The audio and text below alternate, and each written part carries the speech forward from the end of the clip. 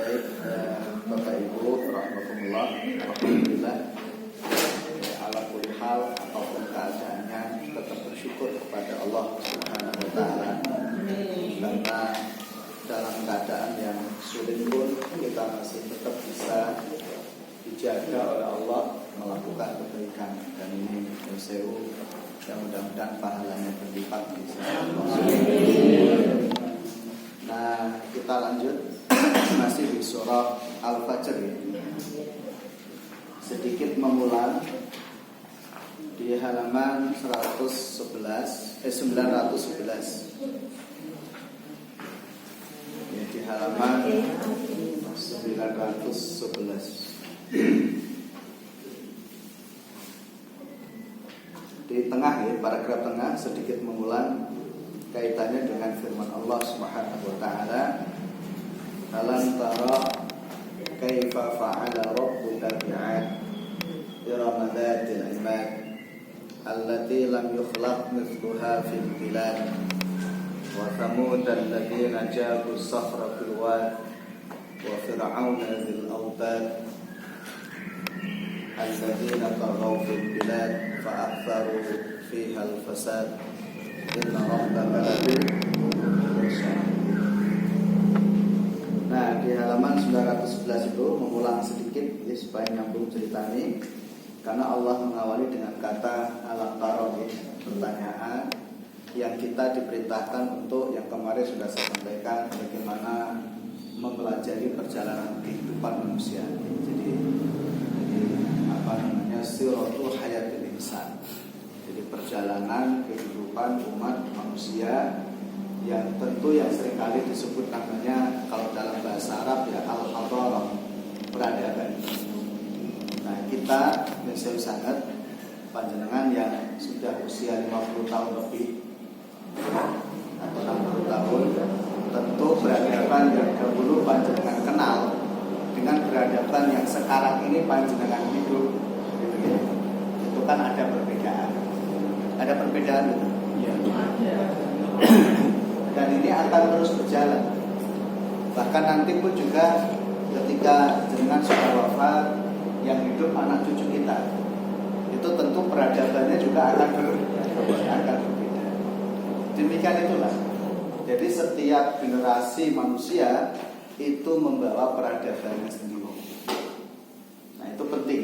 Nah, peradaban manusia itu Bapak Ibu, panjenengan bisa lihat yang didasarkan oleh keimanan dan yang didasari bukan keimanan. Nah, cerita tentang kaum Ad atau kaum Samud atau kaum Iram atau tentang Firaun itu adalah peradaban yang dibangun tanpa dasar keimanan. Nah, di situ kita diperintahkan untuk membandingkan bagaimana peradaban yang dibangun oleh para nabi dan para rasul yang didasarkan kepada keimanan, termasuk apa yang dilakukan oleh beliau Rasulullah Sallallahu Alaihi Wasallam. Ya, jadi peradaban yang dibangun di atas keimanan, peradaban yang dibangun kalau bahasa sekarang memiliki visi dan misi. Nah, ada peradaban yang tidak dibangun di dasar keimanan, itu tujuannya merusak. Maka Fir'aun itu Allah katakan fa'aktsaru fihal fasad. Jadi mereka banyak membuat kerusakan di muka bumi ini. Nah, bisa panjenengan persani di kemudian hari peradaban yang dibangun seperti pola Fir'aun itu mesti merusak. Peradaban yang dibangun seperti Fir'aun itu pasti merusak, itu pasti.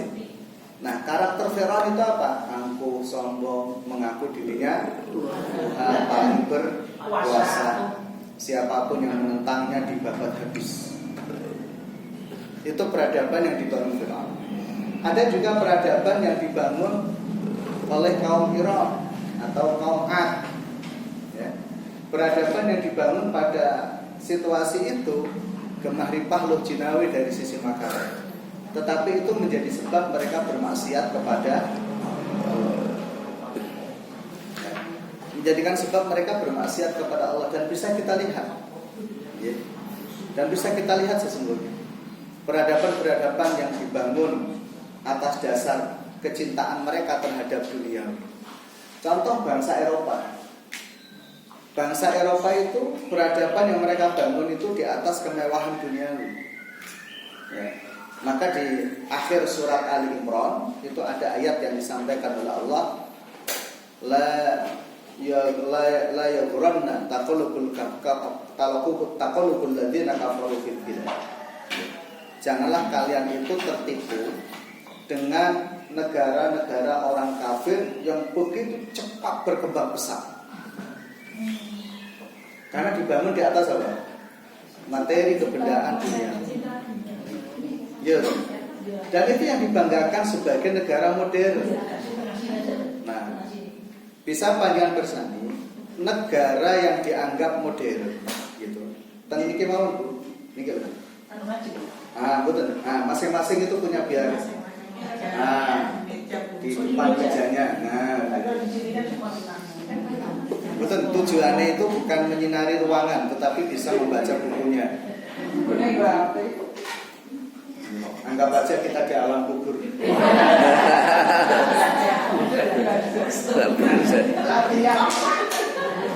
Latihan ya. Ini jadi biar mengurangi tidak bisa melihat buku-bukunya masing-masing. Nah, dari situ itu Bapak Ibu bisa kita melihat kok bagaimana bangsa Eropa yang sekarang ini, gereja itu sudah nggak laku. Mereka banyak yang kemudian anti agama. Menariknya, mereka yang sempat anti agama atau ateis itu berbondong-bondong ke Islam. Karena apa? Hidup itu realitasnya. Orang itu kan ada yang anti ideologi. Jalan. Tapi realitasnya ternyata manusia itu membutuhkan ideologi. Ideologi itu apa? Keyakinan dalam melangkah dan mengambil keputusan di dalam kehidupan mereka. Coba, orang dalam mengambil keputusan hidup atau istilahnya adalah visi misi hidup, kalau nggak punya keyakinan, kemana? Kita ini umat Islam, alhamdulillah dibimbing oleh Allah dengan Al-Quran. Alhamdulillah dibimbing oleh Allah dengan sunnah Nabi-Nya Muhammad SAW. Sehingga kita di dalam mengambil keputusan dalam beragama, berkeyakinan, dalam hidup itu punya fondasi gitu. Dan ternyata keyakinan itulah yang menggerakkan pikiran. Keyakinan itulah yang menggerakkan langkah gitu. Keyakinan itulah yang menggerakkan semua yang ada pada diri manusia gitu. Nah, orang kalau tidak punya keyakinan nggak bisa bergerak. Nggak bisa bergerak sama sekali. Saya sebut gitu ya. Jadi peradaban, termasuk peradaban kaum Samud itu kan peradaban orang yang memiliki profesi hebat. Apa profesinya? Membelah gunung. Dan gunung-gunung itu menjadi kota, gunung-gunung itu menjadi satu peradaban tersendiri gitu. Ya kan? Dan betapa banyak orang itu di dunia ini bangga dengan skill, keterampilan yang mereka miliki. Orang Cina dengan keterampilannya, orang Korea dengan keterampilannya, orang Jepang dengan keterampilannya masing-masing. Coba, kalau panjenengan lihat dunia ini, semuanya unjuk tentang keterampilan. Ya, semuanya tentang IT, keterampilan tentang IT, dan itu memasuki semua ruang kehidupan pun. Mungkin kalau sudah bicara tentang IT teknologi itu masuk ke ruang semua pikiran dan manusia. Sekarang ini dengan model di Google sekarang itu kan ada namanya apa? Iya kan? Atau jenengan ngetik apa nih jawaban. Walaupun sebenarnya itu bukan hal yang baru, itu kan hanya sekadar nopo nggih, mengumpulkan materi yang ada di Google dikumpulkan gitu aja. Gitu. Tetapi itu dianggap sebagai pikiran-pikiran yang brilian kan. Dan mereka menganggap inilah peradaban baru gitu. Jadi suatu ketika nanti kalau jenengan ngajari anak putu dengan materi gitu. Nah, aja ngene, dia langsung ngetik kok. Aku sudah tahu jawabannya Bu. Gitu. Orang tua belum selesai ngomong itu anak sudah selesai. Ya, itu artinya nopo peradaban. Nah, Allah mengajarkan kita tentang 3 peradaban besar ini dan semuanya binasa enggak? Binasa. Semuanya binasa. Pertanyaannya, peradaban seperti apa yang tidak binasa? Biasa itu. Maka kita diperintahkan untuk alam taro itu, betul-betul memang agar kita bisa melihat gitu. Bagaimana perjalanan nopo kehidupan umat manusia yang seperti itu tuh luar biasa. Renungkan. Perintahnya Al-Quran itu renungkan. Tadaburi. Itu perintahnya Quran itu. Jelas cetha welo-welo. Nah, itu yang mengulang sedikit kemarin saya sampaikan dengan bersani di halaman 911 di paragraf tengah. Allah Ta'ala berfirman, apakah kamu tidak memperhatikan, ya? Apakah kamu tidak melihat dengan kedua mata hatimu?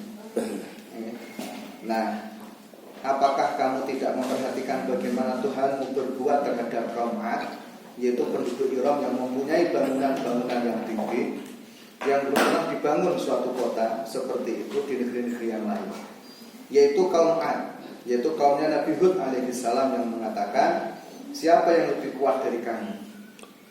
Maka Nabi Hud alaihissalam berkata, dan Allah telah meninggikan postur tubuhmu. Nah, gitu. Karena tinggi badan mereka mencapai 12 hasta.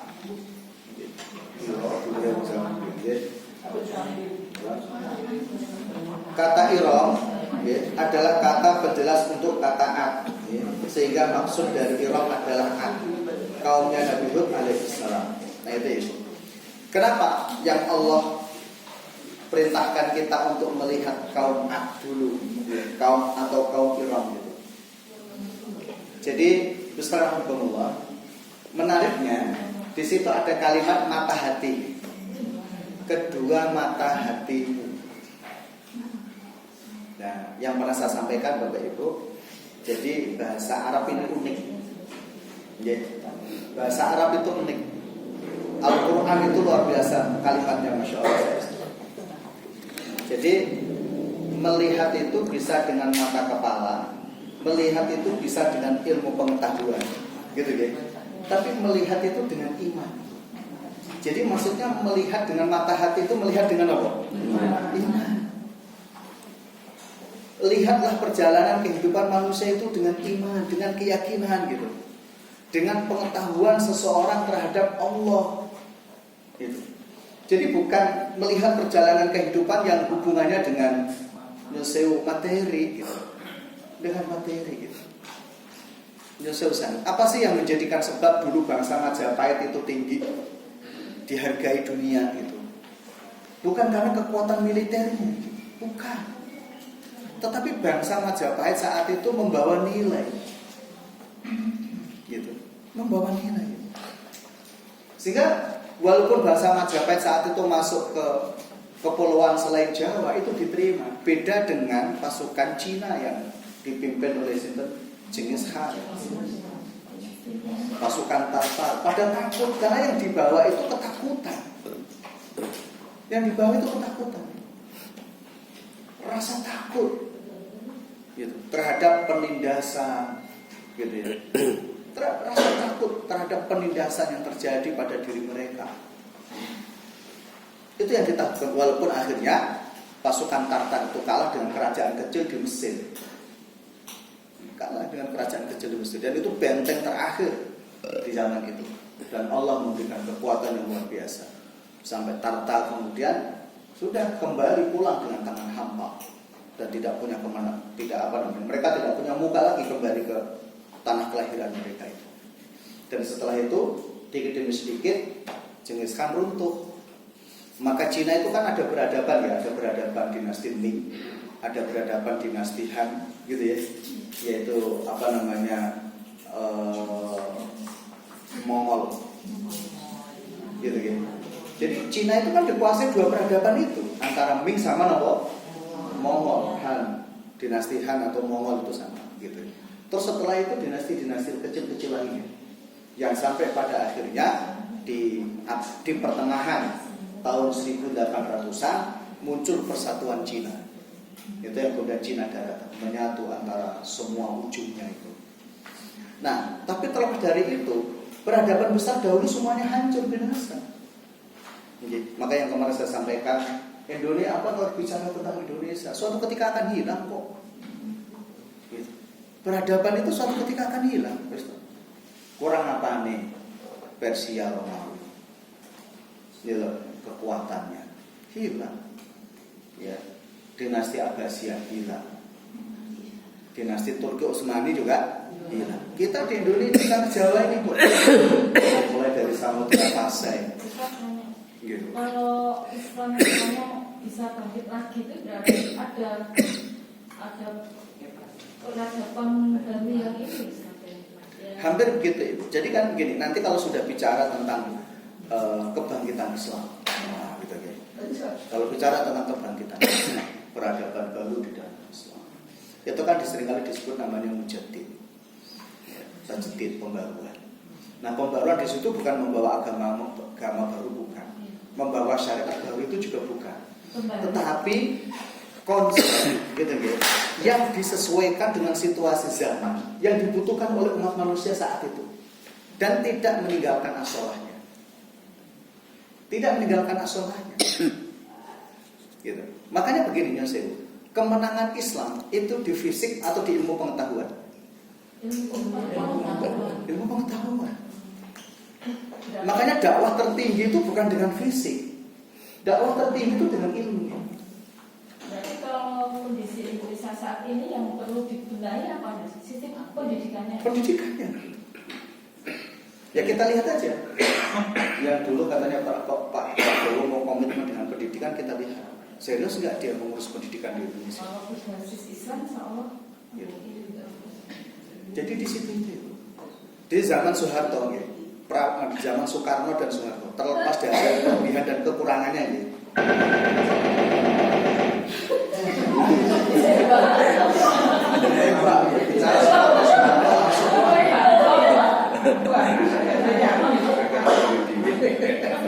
Bicara Soekarno Soeharto langsung tembaknya keluar.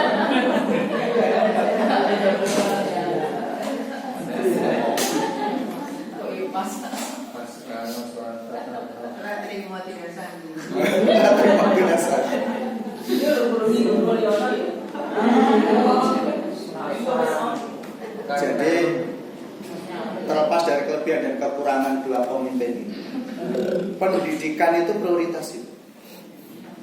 Ya betul. Maka kenapa ada impres dulu, SD impres, SD yang menjadi instruksi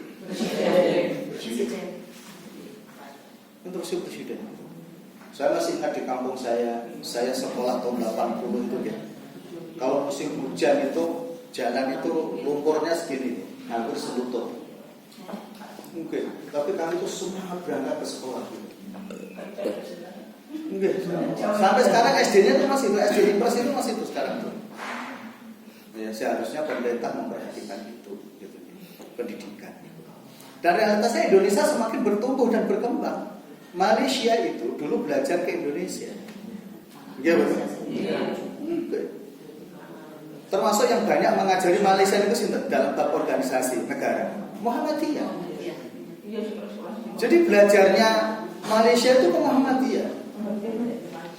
Nah belajar agama itu memang ke tokoh-tokoh NU zaman itu. Makanya di Malaysia itu yang kuat ya tetap tradisi keilmuan juga kuat. Maksudnya Asy'ari gitu ya. Tapi dalam konteks organisasi pikiran-pikiran kemodernan tentang Islam ya dari Muhammadiyah. Dan menariknya Malaysia bisa menggabungkan dua pikiran itu gitu. Makanya sampai ada Universitas Islam antar bangsa itu kan menggabungkan dua-duanya dan itu luar biasa. Nah di situ itu, maka ada hadis Nabi yang diriwayatkan oleh Imam Ahmad itu begini. Ini kalau bicara tentang kebangkitan Islam. Innallaha yab'atsu fi kulli ra'si mi'ati sanatin man yujaddidu amradiyya. Ini hadisnya Hasan, ada yang mengatakan sahih. Di setiap awal abad, awal 100 tahun, Allah itu pasti akan mengutus seseorang, membangkitkan untuk memperjuangkan agama sehingga Islam itu terasa sesuatu yang baru terus gitu.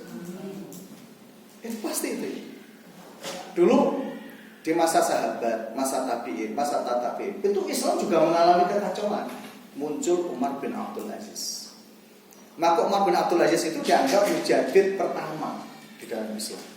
Dalam bab apa? Pembaruan pikiran tentang Islam, kenegaraan, sosial dan masyarakat.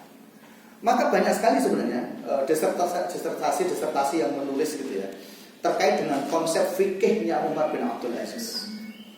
Nah, generasi kedua, generasi ketiga ada yang mengatakan itu adalah Imam Asy-Syafi'i. Jadi Imam Syafi'i itu ada yang mengatakan bahwa beliau adalah mujadid kedua. Karena Imam Syafi'i itu memberikan konsep pikiran-pikiran baru tentang bagaimana memahami Al-Quran dan hadis Nabi Sallallahu Alaihi Wasallam. Dan sebenarnya kita bisa melihat itu, jauh sana. Pangeran Diponegoro itu ketika melakukan perlawanan tahun berapa? 1930. Iya betul. Indonesia merdeka tahun berapa? Kebangkitan anak muda di Indonesia itu tahun berapa? Itu 100 tahun setelah Pangeran Diponegoro itu. Iya betul. 100 tahun sebelum Pangeran Diponegoro siapa? 100 tahun sebelum Pangeran Diponegoro, sebelum Pangeran Diponegoro di tahun 1700-an. Sudah berada.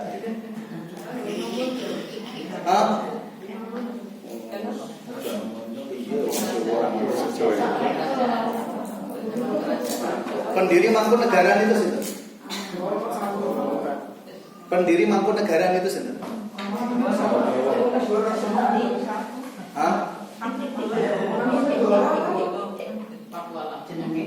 Bukan Pakualaman itu pengkhianatan terhadap Belanda itu. Enggak, Mangkunegaran. Solo. Sinten pendirinya?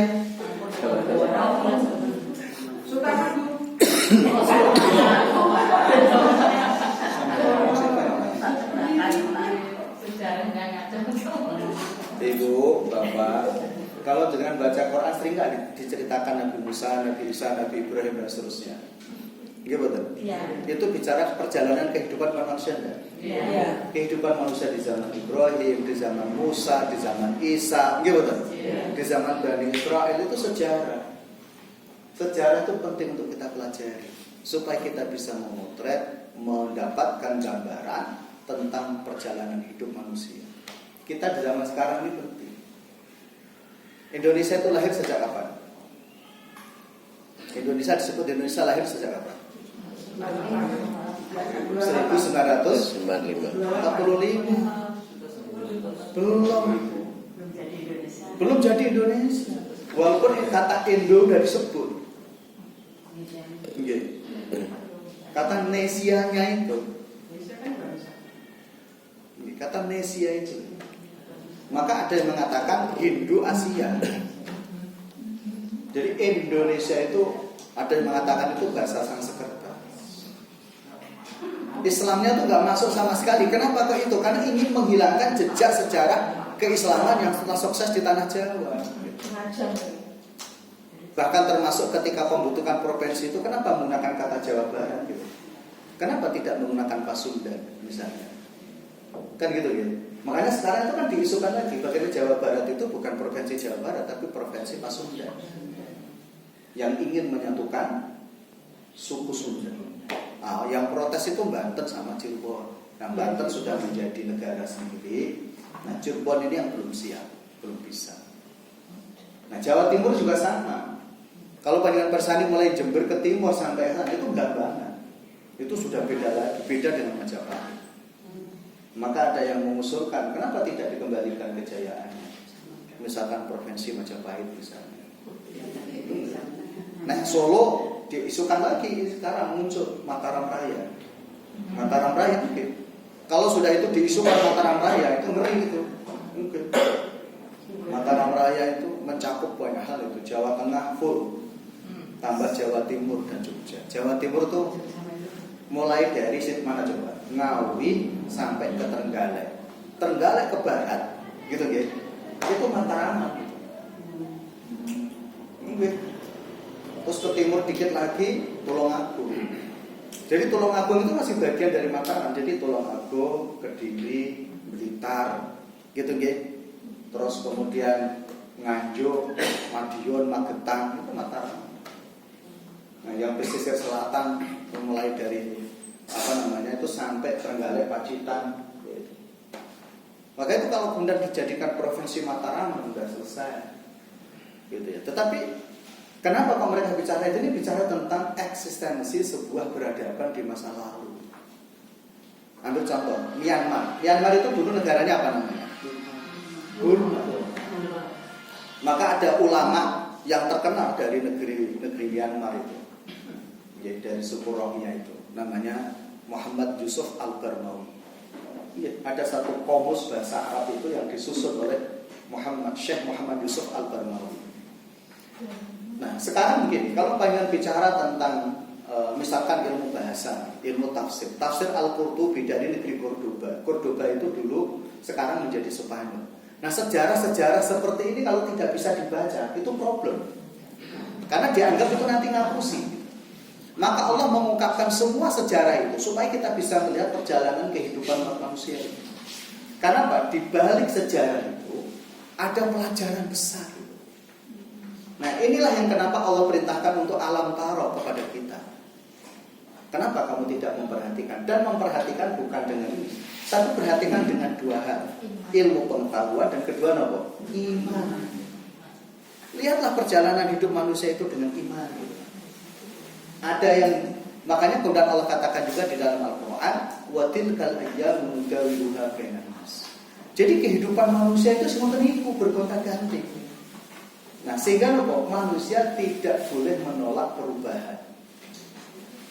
Tidak boleh. Ya, karena kita sendiri itu selalu berubah, kita itu terus berubah. Mulai kecil nanti tua kan itu berubah. Ya. Nah, saya begitu ya. Nah, baik, kemudian berikutnya, ya, kemudian mereka telah membangun bangunan-bangunan tinggi dan tidak pernah ada bangunan seperti mereka di muka bumi ini. Hal ini menjadi bukti akan kekuatan mereka. Memang benar mereka adalah umat yang paling kuat dan perkasa, ya, di halaman baliknya. Karena mereka sangat tinggi sehingga tiang-tiang rumah mereka juga harus tinggi. Walaupun mereka memiliki kekuatan dan keperkasaan seperti ini, tetapi Allah mampu membinasakan mereka. Allah lah yang maha kuat dan maha perkasa. Nah, entry pointnya di sini. Yeah. Nah, kalimat ini itu yang dikemukakan dalam bahasa Sanskerta. Mungkin dengan pernah dengar kalimat ini. Suro Biro, Joyo Jaya Ningrat, Lebur Ing,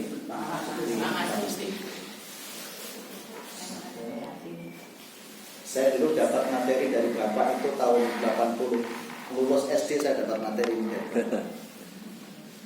Jadi Suro Biro Joyo Jaya Ningrat, Lebur Ing Pangastuti.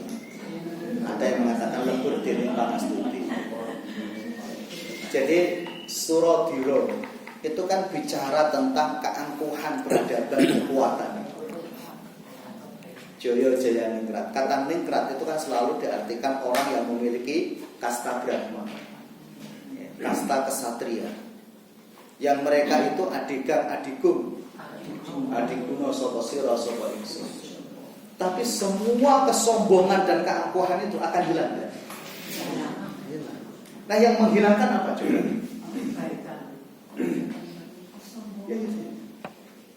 Jadi keburukan itu yang akan menghancurkan kehidupan manusia. Jadi bukan orang lain. Orang yang sombong akan dihancurkan oleh kesombongannya. Maka semakin diktator kekuasaan, itu tanda semakin dia akan menuju kepada kejatuhannya. Apakah itu hanya berlaku dalam selain Islam? Enggak, itu juga berlaku di dalam Islam.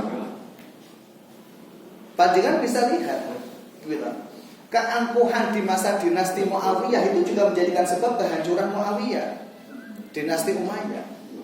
Keangkuhan dan kesombongan dinasti Abbasiyah itu juga sama. Keangkuhan dan kesombongan pada dinasti Turki Utsmani itu juga sama. Termasuk juga di dalamnya adalah keangkuhan dan kesombongan para punggawan Demak Bintoro saat itu, Majapahit, Singosari, Mataram pun resepsionis. Apa di antara bentuk keangkuhan mereka? Merasa hebat jika menjadi raja. Tapi ternyata saat itu ketika terjadi perang Jawa yang dipimpin oleh Pangeran Diponegoro itu luar biasa. Bagaimana Pangeran Diponegoro itu betul-betul merebut tahta masyarakat. Maka Pangeran Diponegoro itu mendapatkan gelar raja tanpa tahta. Dan menariknya, jadi Pangeran betul-betul disematkan di dalam dirinya itu Sayyidin Panotogomo betul.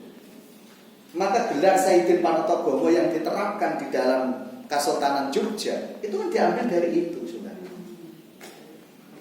Karena Pangeran Diponegoro itu dari mana? Keraton mana? Jogja atau Solo? Jogja. Yakin Jogja? Yakin ya? Yakin.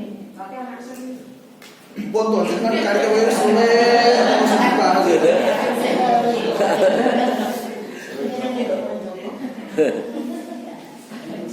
Ini katanya trauma jadi selir itu. Jadi kalau bicara tentang itu nggak ada hubungannya dengan selir atau bukan selir itu. Karena realitasnya pemimpin-pemimpin terbaik itu juga tidak semuanya dari putra mahkota, dari istri permaisuri itu bukan. Enggak, semuanya enggak. Sultan Mataram yang ketiga, yang terkenal dengan Sultan Agung atau dulu tidak mau disebut Sultan Agung. Beliau lebih senang disebut Susuhunan Agung. Hanyokrawati, gitu kan? Enggak mau disebut Sultan Agung itu enggak mau. Beliau lebih senang disebut Susuhunan Agung Hanyokrawati. Gitu, Hanyokrawati. Itu dari selir atau bukan? Selir itu. Gitu? Karena yang putra mahkota asli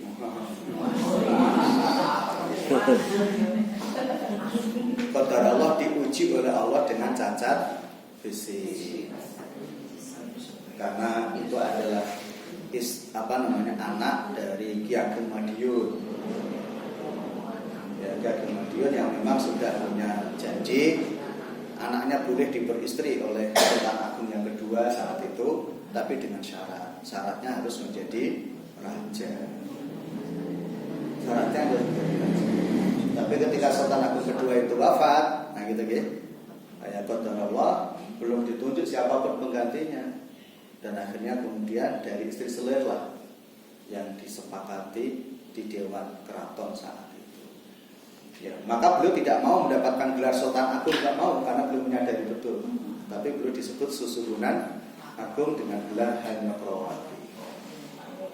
Ya, nah, terus putranya menjadi Hanyokrokusumo. Ya, itu Sultan Agung yang keempat. Nah, setelah itu perjanjian Kianti selesai. Ya, ketika perjanjian Kianti ya sudah pecah menjadi dua. Ya, Solo dengan Kasunanan Kartosuro dengan gelar Mangkubumi, gitu ya. Nah, sedangkan Jogja bergelar Hamengkubuwono. Nah, itu kan kata Hamengkubuwono itu kan Sanskerta semua. Jadi Buwono itu apa bedanya kali bumi, gitu. Nah, sekarang diganti Hamengkubawono. Tapi tetap nggak bisa, itu harus merubah undang-undang. Iya caranya sih boleh nonton.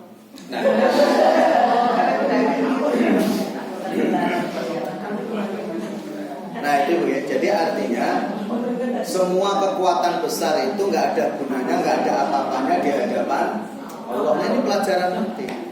Ini pelajaran penting. Nah kalau nggak ada gunanya, terus untuk apa hidup itu? Kalau bukan untuk mengabdi kepada Allah, akhirnya ke sana semua.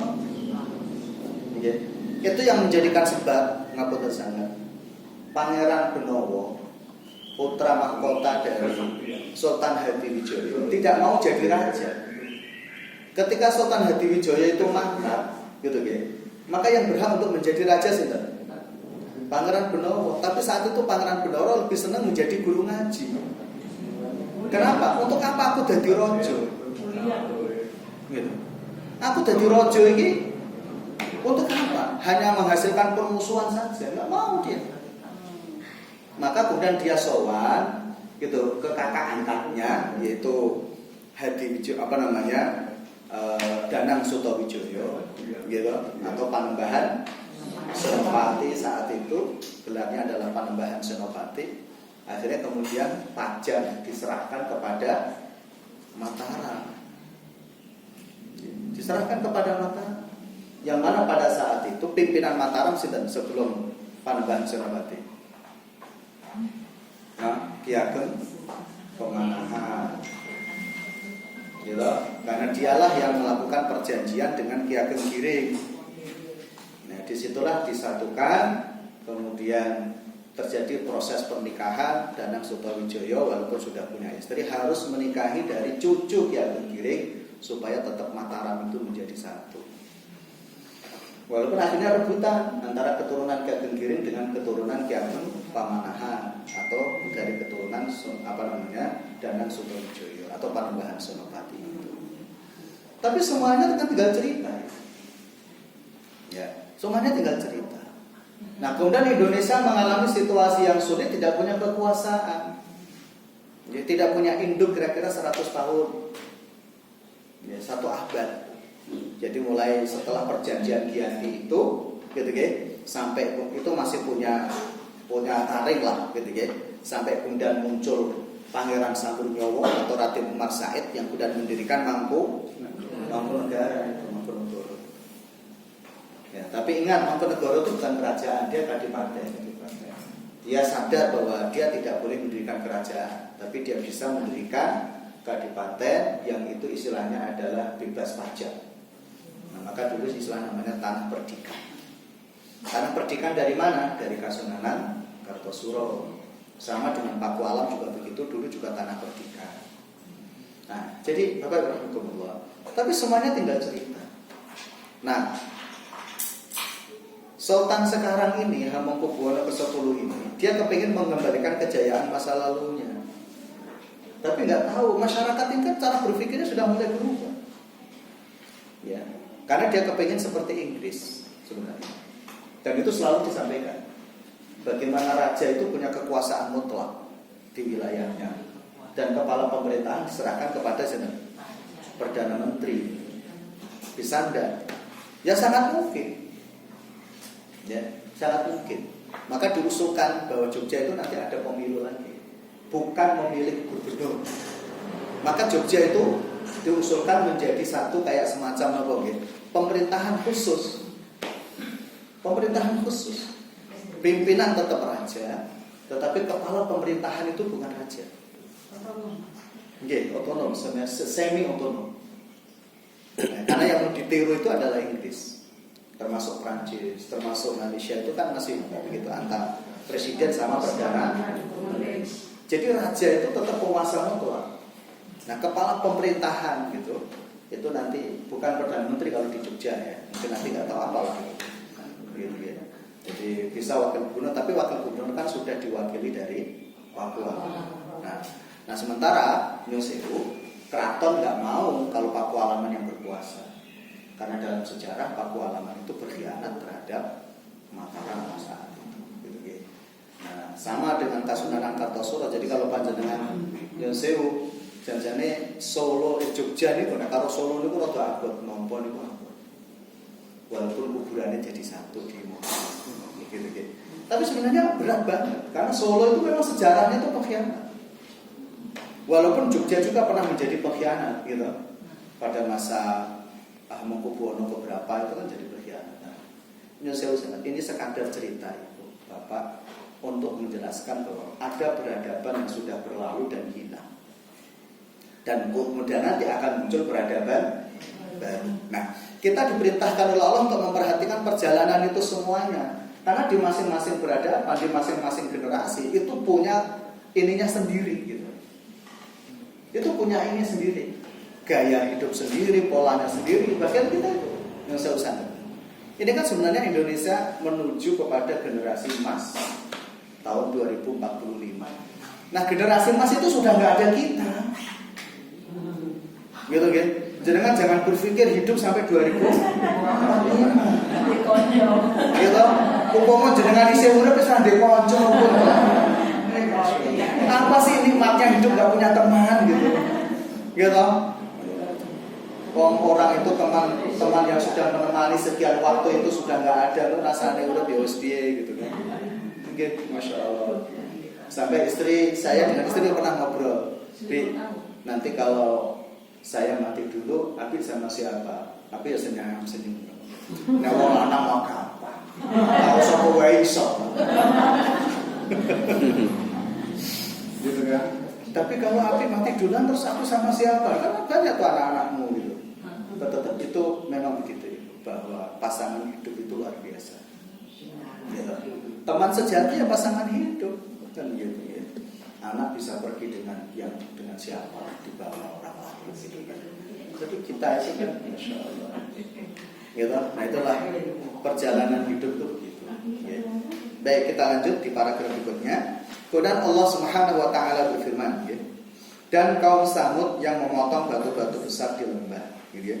Lihatlah yang Allah Ta'ala lakukan terhadap kaum Samud, para pengukir batu yang terkenal dengan Madain Soleh itu, yang terletak di sebelah utara kota Madinah, yaitu kaum Nabi Soleh alaihissalam yang sangat kuat, sehingga mereka mampu membelah batu-batu besar kemudian menjadikannya sebagai rumah dan tempat tinggal. Allah Ta'ala berfirman tentang mereka, dan kamu pahat gunung-gunung untuk dijadikan rumah. Maksud dari kata Al-Wadi adalah kampung mereka berada di antara dua gunung yang mereka jadikan sebagai rumah-rumah yang melindungi mereka dari musim dingin ya, yang sangat menusuk dan panas yang sangat menyengat. Walaupun demikian Allah Ta'ala mampu menghancurkan mereka karena Allah yang maha kuat lagi maha perkasa. Kembali lagi ya. Jadi apalagi hanya sekadar Romawi, apalagi hanya sekadar Persia, apalagi hanya sekadar bangsa Arab jahiliyah gitu. Jadi ayat ini memang khitabnya atau objeknya itu kepada orang kafir. Nah, orang beriman itu. Nah di sini, sebagaimana kisah di dalam surat Al-Buruj yang sudah lewat, ya. Bisa jadi orang beriman itu suatu ketika nanti tidak punya syaukah, tidak punya kekuatan apapun. Sebagaimana umat Islam di saat tertentu ketika dikuasai Belanda, umat Islam punya kekuasaan apa di tanah Jawa ini? Nggak punya apa-apa, gitu betul. Tetapi yang luar biasa adalah agama itu tetap berjalan. Maksudnya, Bapak Ibu, walaupun situasi kekuasaan itu menindas orang beriman, jangan berhenti untuk belajar ilmu agama, mengajarkan agama, dan gitu ya, dan beribadah kepada Allah dengan ikhlas. Jangan pernah berhenti itu. Karena suatu ketika nanti dengan keistiqomahan yang seperti itu akan ada kebangkitan baru. Dan itu pasti itu. Saya setuju. Jadi kalau kemudian kita lihat bangsa Indonesia, terutama di tanah Jawa, Islam diobrak-abrik kali londo Jepang ini, coba bayangkan. Enggak betul. Jadi sebenarnya kita bersyukur loh di sini. Andalusia, atau Andalusia ya. Yang 700 tahun 700 tahun dia berkuasa, kekuasaan Andalusia itu. Tetapi nggak ada bekasnya sampai sekarang. Tapi tanah Jawa ini luar biasa. Allah jaga, Allah lindungi. Diobrak-abrik kali Prancis, diobrak-abrik kali London, Inggris, gimana? Jepang. Gitu. Tetapi agama ini masih itu coba. Pesantren, masjid luar biasa. Dan uniknya Islam masuk ke tanah Jawa ini tanpa perang, tapi dengan ilmu pengetahuan. Maka kembali lagi Bapak Ibu, ketika bicara tentang al-hadarah, peradaban baru, itu adalah peradaban ilmu pengetahuan. Maka jangan berhenti untuk belajar. Dan ingatkan keluarga kita itu untuk terus belajar, terutama ilmu agama. Jadi Al-Quran dan hadis Nabi Sallallahu Alaihi Wasallam itu akan terus menyesuaikan di setiap zaman. Itu pasti itu akan sesuai dengan kehidupan di setiap zaman. Gitu. Ya. Selama kita memiliki keistiqomahan yang bagus, insya Allah. Nah, makanya ini, kalau kemudian kita melihat istilah geopolitik internasional, memang ada upaya untuk menghilangkan Islam dari Indonesia. Karena di antara negeri yang dijajah, gitu, yang Islamnya bertahan bagus itu Indonesia. Jawa terutama, Aceh kedua, Maluku ketiga. 3 tempat ini. Maluku walaupun kemarin sempat perang toh, diobrak-abrik kayak gitu. Tapi sekarang pertumbuhan Islam di Maluku itu luar biasa. Saya setuju. Jangan dikira walaupun kelihatannya begitu, pertumbuhan Islam di Maluku itu luar biasa sekarang. Dengan seluruh keterbatasan yang mereka miliki. Bahkan termasuk di Papua itu juga pertumbuhan Islam itu walaupun lamban gitu ya, itu naik, bertumbuh gitu. Gitu ya. Itu sesuatu yang luar biasa. Itu karunia Allah Subhanahu wa taala yang sangat besar. Karunia Allah yang sangat besar gitu. Ya, apalagi di sisi lain banyak tokoh-tokoh non-Muslim yang masuk Islam, baik dari kalangan Hindu, Buddha, Katolik, Protestan gitu. Memang bukan grassroots, tapi tokoh-tokohnya masuk Islam. Itu sama dengan peristiwa di masa lalu. Ya, itu yang masuk Islam itu tokoh-tokoh besarnya. Di zaman sahabat juga begitu kan. Yang masuk Islam adalah tokoh-tokoh besar. Dan itu luar biasa. Nah itu yang kita ini tidak boleh berputus asa. Walaupun kadang-kala tertindas, ketika tidak punya syaukat kekuasaan dan seterusnya, monggo. Yang penting beragama itu tidak dilarang secara totalitas. Jadi mengajarkan ilmu agama. Maka lembaga pendidikan Islam ini harus tumbuh dan disokong. Jadi lembaga pendidikan Islam itu harus tumbuh dan disokong, didukung, didoakan terus begitu. Karena kalau kita semuanya ini mati, bentengnya tidak di lembaga pendidikan itu. Pesantren misalnya, lembaga-lembaga pendidikan Islam lainnya selain pesantren gitu. Itu akan tumbuh berkembang. Dan realitasnya begitu. Dan uniknya, yang menjaga dan mengawal Islam di negeri Jawa itu adalah pesantren. Enggak, coba. Jadi bagaimana dulu Mbah Hasyim Asy'ari juga nyantri, kan gitu ya. Muhammad Darus juga nyantri. Jadi pendiri Muhammadiyah itu santri, pendiri NU itu juga santri. Jadi mereka belajar agama itu dengan santri. Gitu. Ya, makanya kalau Muhammadiyah gak punya pesantren jadi lucu gitu. Ya, sekarang pada muncul lagi. Gitu ya. Iya, Muhammadiyah gak punya pesantren jadi lucu gitu. Karena pendirinya itu adalah lahir dari pesantren. Gitu. Nah, gitu ya. Jadi ini penting. Jadi ilmu pengetahuan. Ya. Baik ya. Nambah sedikit lagi. Firman Allah, dan kaum Fir'aun yang mempunyai pasak-pasak atau tentara yang banyak, yang berbuat sewenang-wenang dalam negeri. Lalu mereka berbuat banyak kerusakan di dalam negeri. Lihatlah wahai Rasul kami, bagaimana orang bertindak terhadap Fir'aun yang memiliki pasak-pasak, pembunuh dan bertindak zalim. Fir'aun memiliki 4 pasak. Apabila ingin membunuh orang yang membangkang dan tidak taat kepadanya, maka kedua tangan dan kaki orang tersebut akan diikat pada setiap pasak, sebagaimana pasak-pasak yang dipasangkan orang-orang zalim setelahnya. Dan Allah Ta'ala berfirman, yang berbuat sewenang dalam negeri lalu mereka berbuat banyak kerusakan di dalam negeri itu, yaitu melakukan perbuatan syirik dan kemaksiatan. Kemudian Allah hancurkan mereka semuanya, yaitu Ad, Samud, Fir'aun dan semisalnya. Maksudnya Allah telah menimpakan kepada mereka sautu adab, yaitu salah satu bentuk siksaannya gitu ya, yang telah menghancurkan kaum Ad dengan badai angin yang dingin dan kencang, kaum Samud dengan teriakan keras mengguntur, dan Fir'aun ditenggelamkan di laut. Itu diantara cara Allah menghancurkan mereka. Artinya kalau kita menghancurkan orang zalim itu tidak bisa. Maka seringkali kita diskusi begini, jangan berharap orang zalim akan jatuh di tanganmu. Enggak. Justru Allah sendiri yang akan melakukannya. Terus bagaimana? Serahkan semuanya ke Allah dan kita fokus berdakwah, fokus mentarbiyah, fokus mentolabul ilmu. Itu jihad tertinggi. Itu jihad tertinggi. Islam itu dalam sejarah kekuasaan kadang menang, kadang kalah. Tapi ilmu pengetahuan harus selalu menang. Ini yang menjadi penting itu. Ilmu pengetahuan yang harus selalu menang. Gitu. Ya. Ilmu pengetahuan yang harus selalu menang. Ya, jadi dan realitasnya itu luar biasa. Yeah. Kalau bicara tentang kebangkitan umat itu, untuk saat-saat ini kok sekarang itu kelihatannya masjid-masjid itu jarang-jarang diisi anak muda ya Ustaz. Ya itu memang kegelisahan tersendiri gitu.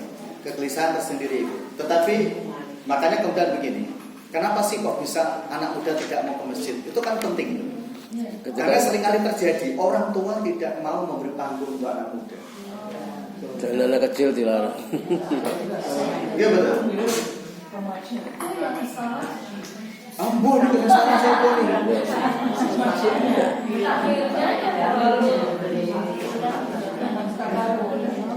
Lan sing tua rumangsa tua, sing nom dianggap urung iso. Nah, kemudian anak muda menganggap orang tua, wong tua do kolot kabeh.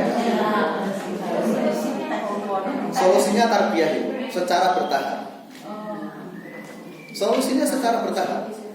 Dan misalnya begini, di antara bentuk masjid yang memberikan akomodir terhadap anak muda dan maju, di Jogja ini kan ada 2 masjid, gitu, Joko Karyan sama Nurul Astri. Ya betul. Itu kan mengakomodir anak muda semua itu. Dan terlihat maju ya, tapi kenapa enggak ini ya enggak banyak. Makanya begini, Indonesia merdeka itu kan di tangan anak muda. Maka ada namanya Sumpah Pemuda. Ya kadang Makanya kemudian kita sekarang ini, Masya Allah, pemimpin kita ini udah tua-tua, wis tua lah, wis pensiun aja lah. Kalau dengan sing senengi ya sing tua-tua kok itu. Sing ora disenengi ya toh.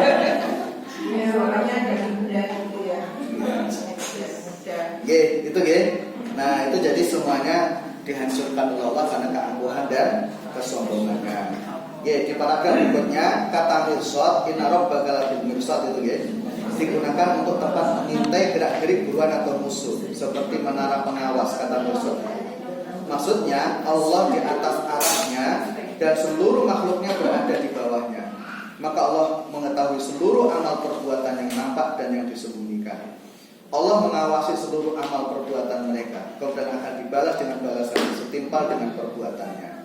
Maka di sanalah Allah berfirman, dan dialah yang disembah baik di langit maupun di bumi. Dia mengetahui apa yang kamu rahasiakan dan apa yang kamu lahirkan, dan mengetahui pula apa yang kamu usahakan. Ya, jadi inna rabbaka labil mirsad itu sederhananya begini, mereka yang akut dan sombong tidak akan pernah lepas dari pengawasan Allah. Sehingga sebenarnya satu sisi ini kabar gembira. Kabar gembira bagi orang beriman yang hidupnya tertindas. Gitu kan? Karena orang semakin tertindas itu akan semakin jaya. Memang dalam sejarah itu begitu. Selama orang-orang yang tertindas itu sabar. Tetapi ketika tidak sabar ya sudah. Ketika di negeri Jawa ini stagnan, muncul anak-anak muda yang dimotori oleh sinten Haji Umar Said Cokro. Itu yang menggerakkan Sumpah Pemuda itu. Haji Umar Said Cokro Aminoto kan di keturunan Jogja. Kan Jogja apa Solo? Hah? Solo apa Jogja?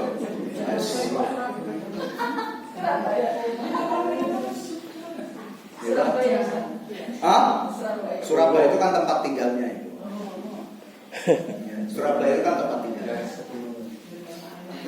Tetapi yang jelas dia masih keturunan para pemimpin.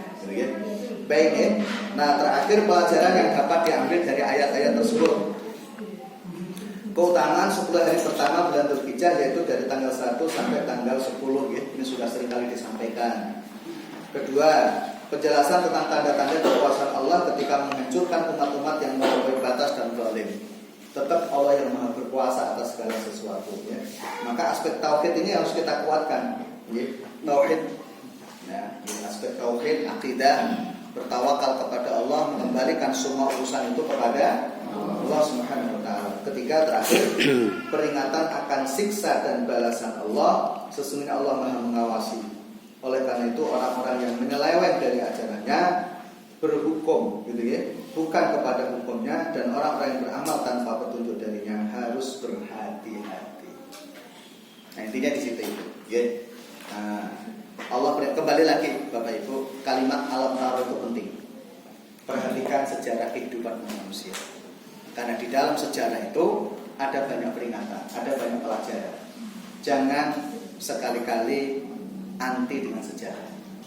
Perjalanan hidup manusia itu ada pada sejarah. Di sanalah dilihat bagaimana kemajuan dan kehancuran bangsa-bangsa terdahulu. Maka Al-Quran menceritakan itu semuanya agar kita bisa mempelajari apa yang sudah terjadi di dalam kehidupan dunia ini, untuk menjadi ibrah pelajaran bagi kita di masa yang akan datang. Makatan Allah Al-Bisawab. Subhanallahumma wa bihamdika asyhadu an la ilaha illa anta astaghfiruka wa atubu ilaik. Assalamualaikum warahmatullahi wabarakatuh.